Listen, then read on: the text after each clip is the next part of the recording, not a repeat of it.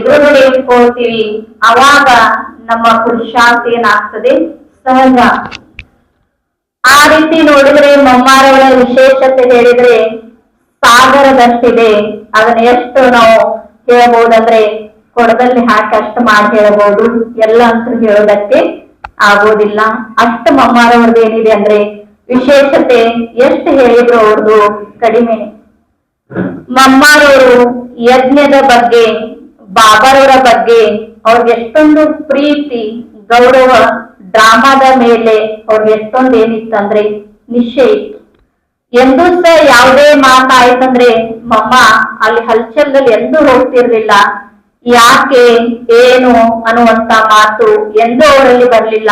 ಸದಾ ಹೇಳ್ತಾ ಇದ್ರು ಇದೇನಿದೆ ಡ್ರಾಮಾ ಇದೆ, ಡ್ರಾಮಾದಲ್ಲಿ ಏನಿದೆ ಅದು ಆಗ್ತಾ ಇದೆ. ಅಂದ್ರೆ ನಮ್ಮ ಸ್ಥಿತಿ ಅಚಲ ಅಡೋಲವಾಗಿ ನಾವು ಇಟ್ಕೊಳ್ಬೇಕಂದ್ರೆ ಇವತ್ತಿನ ದಿನ ನಮ್ಮ ಎದುರುಗಡೆ ಸದಾ ಯಾರು ಬೇಕ್ರಿ? ಮಮ್ಮಾರವರನ್ನ ಇಟ್ಟುಕೊಂಡಾಗ ಮಾತ್ರ ನಮ್ಮ ಸ್ಥಿತಿ ಅಚ್ಚಲ ಮತ್ತು ಅಡೋಲವಾಗಿರುವುದಕ್ಕೆ ಸಾಧ್ಯ. ಮಮ್ಮ ಮುರಳಿ ನಡೆಸ್ತಾ ಇರ್ಬೇಕಾದ್ರೆ 1 ಗಂಟೆ ಮುರಳಿ ಕೇಳ್ತಾ ಇರುವಂತವ್ರು ಇಷ್ಟು ಏಕಾಗ್ರವಾಗಿ ಕೇಳ್ತಾ ಇದ್ರಂದ್ರೆ ಸ್ವಲ್ಪ ಏನ್ ಮಾಡ್ತಿರ್ಲಿಲ್ಲಂತ್ರಿ, ಅಳಗಾಡ್ತಿರ್ಲಿಲ್ಲ. ಮುರಳಿ ಮುಗಿದ್ಮೇಲೆ ಬಾಬಾ ಮುರಳಿ ನುಡ್ಸಿದ ಮೇಲೆ ಬಾಬಾ ಎಲ್ಲರಿಗೂ ಪಾಯಿಂಟ್ ಕೇಳೋರ. ಮಮ್ಮಾರವ್ರು ಬಿಟ್ಟು ಏನ್ ಮಾಡ್ತಿದ್ರಂತ್ರಿ, ಎಲ್ಲರಿಗೂ ಸಂಕಲ್ಪ ಮಾಡಿದ್ದಂತ. ಬಾಬಾ ಮಮ್ಮಾರವ್ರಿಗೆ ಯಾಕೆ ಕೇಳುದಿಲ್ಲ? ಅದಕ್ ಮಾರನೇ ದಿನ ಬಾಬಾ ಯಾರಿಗೂ ಕೇಳಿಲ್ಲಂತ್ರಿ. ಯಾರಿಗ್ ಕೇಳಿದ್ರಂತ್ರಿ? ಮಮ್ಮ ನೀಟೇ ಬಚ್ಚೆ ಹಿಡ್ಕೊಂಡು ಸಿಕ್ಕಿಲ್ಲದೆ ಬಚ್ಚೆ ಮಟ್ಟ ನಿಲ್ಲಿಸಲಿಲ್ಲಂತ್ರಿ. ಅವಾಗ ಎಲ್ಲರೂ ಬಂದಿತ್ತಂತ ಬಾಬಾ ಅದಕ್ಕ ಕೇಳೋದಿಲ್ಲ ಇವ್ರಿಗೆ ಅಂತ ಹೇಳಿ. ಅಂದ್ರೆ ಇದರ ಅರ್ಥ ಏನಂದ್ರೆ ಮಮ್ಮಾರವರು ಮುರಳಿ ಕೇಳಬೇಕಂದ್ರೆ ಅವ್ರು ಎಷ್ಟು ಲಕ್ಷ್ಯ ಇಟ್ಟು ಕೇಳ್ತಾ ಇದ್ರಂತೆ. ಪ್ರತಿಯೊಂದು ಪಾಯಿಂಟ್ ಬುದ್ಧಿಯಲ್ಲಿ ಪ್ರಿಂಟ್ ಆಗ್ಬೇಕಂದ್ರೆ ಆ ಬುದ್ಧಿ ಬಾಬಾನ ಬಿಟ್ರೆ ಮತ್ತೆ ಎಲ್ಲೂ ಇರ್ತಿರ್ಲಿಲ್ಲ. ಅಷ್ಟು ಬಾಬಾರವ್ರಿಗೆ, ಬಾಬಾನ ಮೇಲೆ, ಮಮ್ಮಾರವ್ರಿಗೆ, ಮುರಳಿ ಮೇಲೆ ಅಷ್ಟೊಂದು ಅವ್ರಿಗೆ ಏನಂದ್ರೆ ಪ್ರೀತಿ.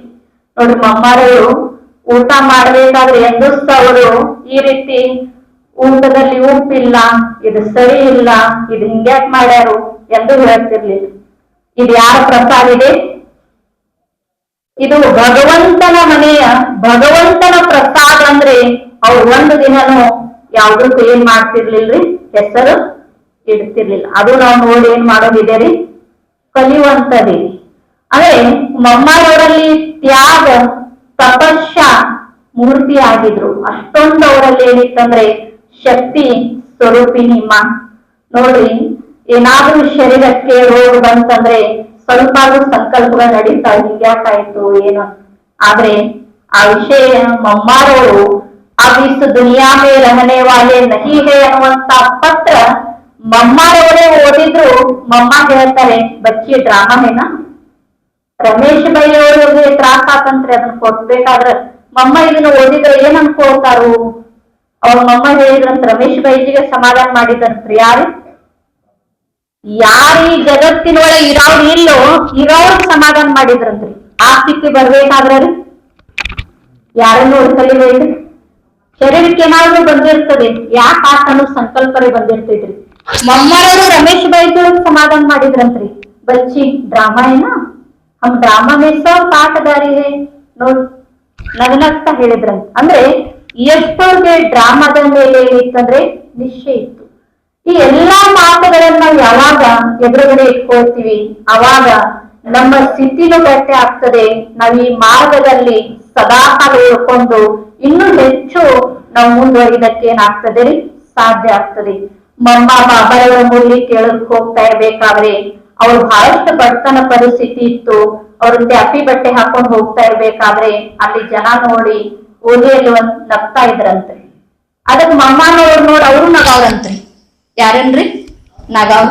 ಅದಕ್ ಒಂದಿನ ಅವ್ರು ಕೇಳಿದ್ರಂತ್ರಿ, ಪಾಪ ನಗು ಅವ್ರ, ನಿಮ್ಗ ಏನ್ ಫೀಲಿಂಗ್ ಆಗಂಗಿಲ್ಲೇನ್ರಿ ನಾವ್ ನಗ್ತಾರ ನಿಮ್ ನೋಡಿ ಅಂದ್ರಂತ. ಮಮ್ಮಾರ ಉತ್ತರ ಕೇಳ್ರಿ, ನೀವು ನನ್ನ ನೋಡಿ ನಗಾತಿರಂದ್ರ ನನ್ನಿಂದ ಏನಾಗತ್ತೀರಿ? ಖುಷಿ ಆಗತ್ತೀರಿ. ಮತ್ ನೀವು ಖುಷಿ ಆಗಿರೋದ್ ನೋಡ್ ನಾ ಏನಾಗಿನಿ? ನೀವ್ ಎಲ್ಲ ನನ್ ನೋಡ್ ನೀವ್ ಹತ್ತಿದ್ರಂದ್ರ ನನ್ನಿಂದ ನೀವ್ ಏನ್ ಹಾಕಿದ್ರಿ? ದುಃಖಿ ಹಾಕಿದ್ರಿ. ನೋಡ್ ಮಮ್ಮ ನೆಗೆಟಿವ್ ಇದ್ದಿದ್ದನ್ನು ಪಾಸಿಟಿವ್ ದಲ್ಲಿ ಪರಿವರ್ತನೆ ಮಾಡಿ ಯಾರ್ ನೆಗೆಟಿವ್ ಇದ್ರು ಅವ್ರು ಏನ್ ಹಾಕಿದ್ರಿ? ಈಗ ಡೈರೆಕ್ಟ್ ಹೋಗಿ ಮಮ್ಮಾರವ್ರು ಯಾಕೆ ನಗ್ತೀರ ಅಂತ ಕೇಳಿದ್ರೆ ಅವ್ರ ಏನ್ರ ಪರಿವರ್ತನೆ ಹಾಕಿದ್ರಿ?